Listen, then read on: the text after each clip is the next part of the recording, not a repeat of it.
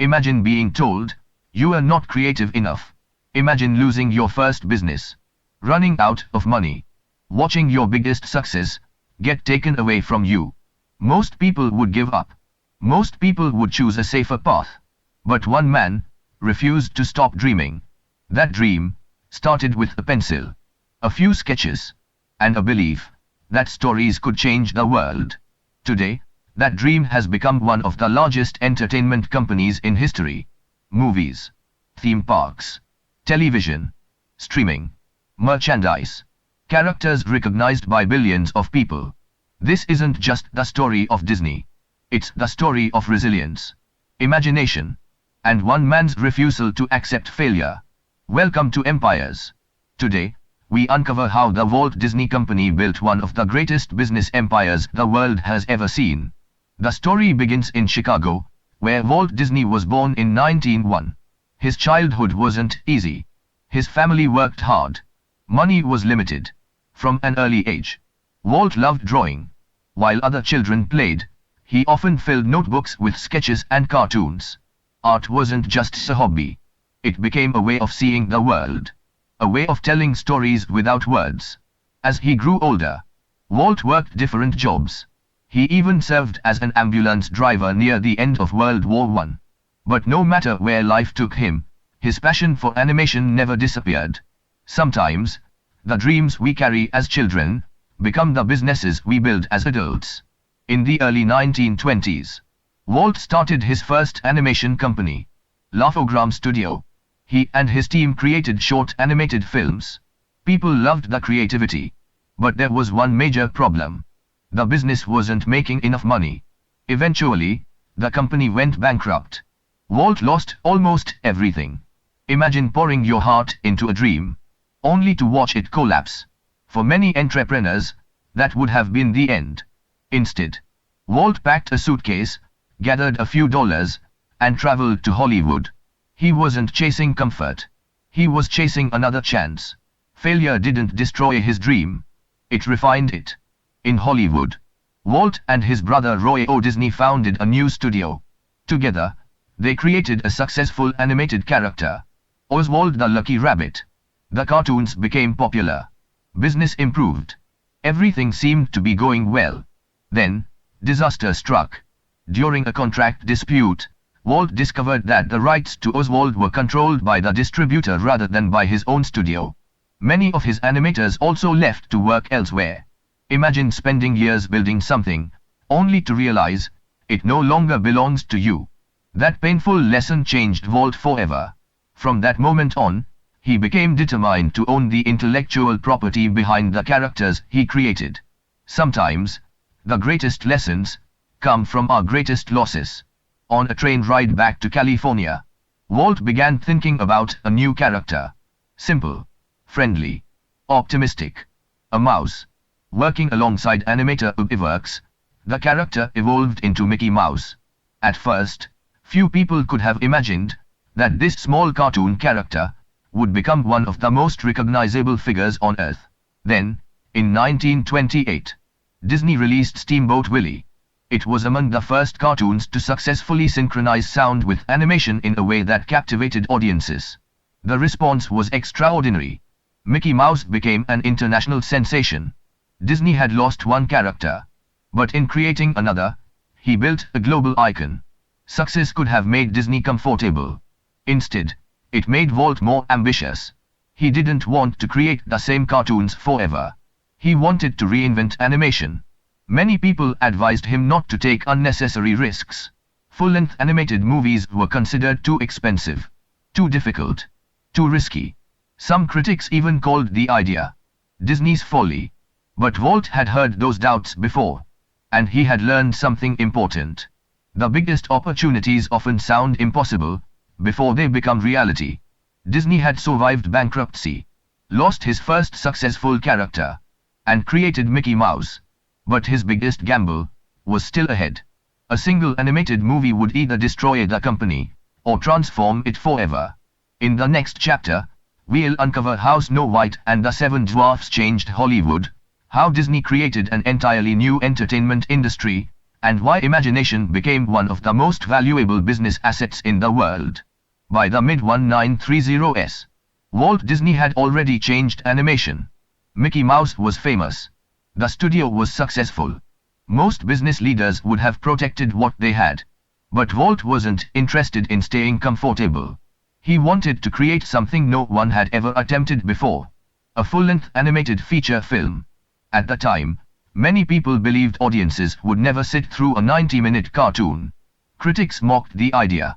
Some in Hollywood even called it Disney's folly. They believed the project would bankrupt the company. But Walt ignored the criticism. He mortgaged assets, poured money into production, and pushed his team to achieve a level of animation the world had never seen. In 1937, Disney released Snow White and the Seven Dwarfs. The audience was amazed. People laughed. They cried. They applauded. The movie became a massive success. One decision transformed animation from short entertainment into a serious form of storytelling. Disney hadn't simply made a movie. He had created an entirely new industry. Following the success of Snow White, Disney continued pushing boundaries. Films like Pinocchio, Fantasia, Dumbo, and Bambi expanded what animation could achieve. Each project experimented with storytelling, music, technology, or emotion. Not every film was an immediate financial success. Some struggled at the box office. Others became classics only years later.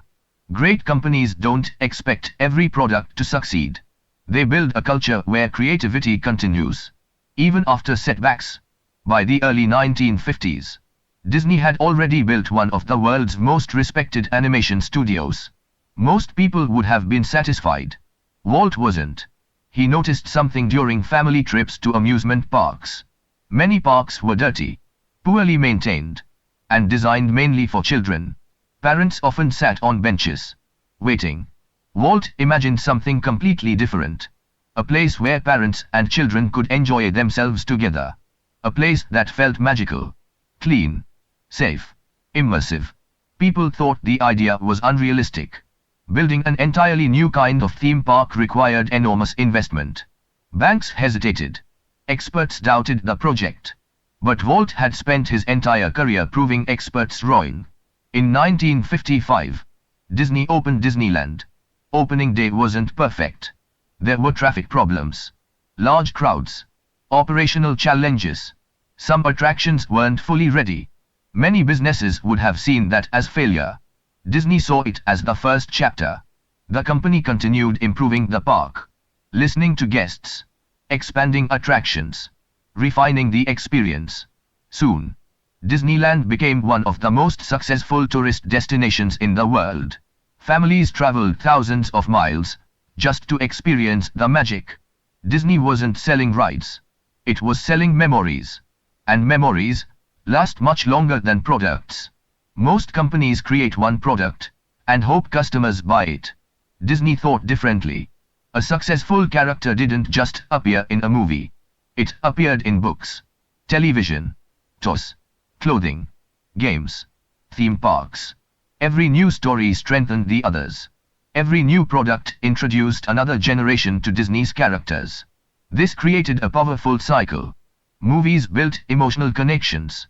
Merchandise extended those connections. Theme parks brought them to life. Disney wasn't simply creating entertainment. It was building an ecosystem. One where every part of the business supported every other part. Even after creating one of the world's most successful entertainment companies, Walt Disney continued dreaming. His next vision was even bigger. A new destination in Florida. A place that would eventually become Walt Disney World Resort.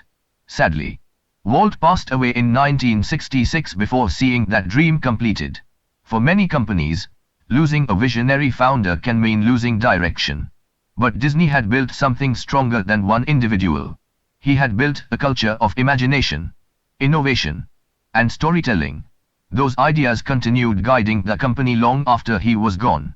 Disney had transformed animation, created Disneyland, built unforgettable characters, and inspired millions around the world. But the biggest expansion of the Disney empire was still to come. In the final chapter, We'll uncover how Disney acquired Pixar, Marvel Studios, Lucasfilm, and 21st Century Fox, becoming one of the most powerful entertainment companies in history, and the timeless business lessons every entrepreneur can learn from Walt Disney's extraordinary vision. When Walt Disney passed away in 1966, many people asked the same question. Can Disney survive without the man who imagined it? It was a fair question. After all, Walt wasn't just the founder. He was the dreamer, the storyteller, the visionary. History has shown that many companies struggle after losing their founders. Some lose direction. Others stop innovating. A few never recover. Disney faced difficult years. Some films succeeded. Others didn't. The company searched for its next chapter. But one thing remained unchanged. The belief that great stories could outlive the people who created them. That's one of the strongest foundations any business can build. A mission that survives beyond its founder. By the early 2000s, Disney realized something important. The entertainment industry was changing. Audiences wanted bigger stories, bigger universes, bigger characters. Instead of competing with every successful studio, Disney decided to bring some of the world's most beloved storytellers into its family. In 2006, Disney acquired Pixar, the studio behind films like Toy Story, Finding Nemo, and The Incredibles. It wasn't just buying a company. It was investing in creativity. Then, in 2009, Disney acquired Marvel Studios.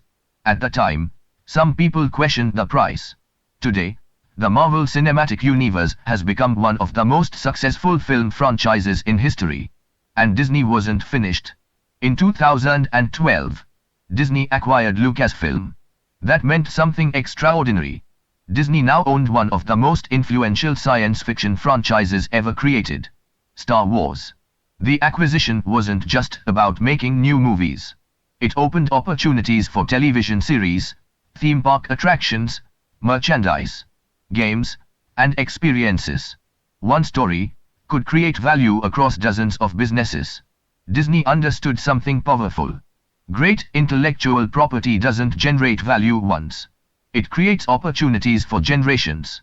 Think about Disney today.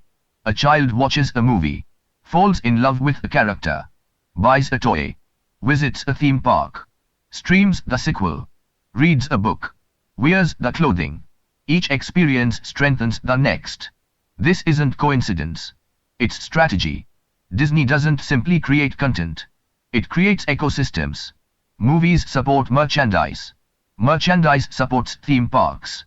Theme parks strengthen emotional connections. Streaming introduces stories to new audiences.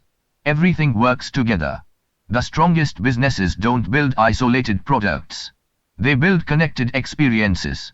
Disney's story offers lessons that apply to almost every business. Lesson 1: Imagination creates opportunity. Every great company begins with an idea. Disney reminds us that creativity isn't separate from business. It can become the business. Lesson 2: Failure is part of success. Walt Disney lost his first company, lost the rights to Oswald, faced criticism throughout his career. Yet every setback became preparation for something greater. Failure isn't the opposite of success. It's often the path toward it. Lesson 3: Own your intellectual property. After losing Oswald, Disney never forgot the importance of ownership. Characters, stories, brands, ideas. These became some of the company's greatest assets. In today's economy, intellectual property can become one of the most valuable resources a business owns. Lesson 4: Never stop innovating. Animation, color films, feature-length movies, theme parks, television, streaming. Disney continued evolving for decades. The companies that survive are usually the ones that never stop reinventing themselves. Lesson 5: Build something bigger than yourself. Walt Disney built more than a company. He built a culture, a philosophy, a way of telling stories. That culture continued long after he was gone. Imagine looking at an empty piece of paper. Most people see nothing. Walt Disney saw possibility. A mouse, a princess, a castle, an entire world. That ability to imagine, and then bring imagination to life, became the foundation of one of the world's greatest companies. Disney didn't simply entertain people. It created memories, family traditions, childhood dreams, experiences shared across generations. Very few businesses become part of people's lives. Disney became part of people's stories. And that's far more powerful. The story of Disney reminds us that success rarely begins with perfect circumstances. It begins with belief, persistence, and the courage to keep creating, even when others don't understand your vision. A failed business became a global empire. A lost cartoon character led to one of the most famous characters in history. A dream became a company recognized around the world. Whether you are building a business, starting a career, or chasing a dream, remember this. The world often rewards those who continue imagining, long after everyone else has stopped. Because every empire is first built in someone's imagination. Thank you for watching Empires. If you enjoyed this documentary, subscribe for more stories about the world's greatest companies, visionary founders, bold decisions, and the timeless lessons hidden behind every business empire. Until next time, stay curious, keep learning, and remember, every legendary company begins with one person brave enough to dream differently.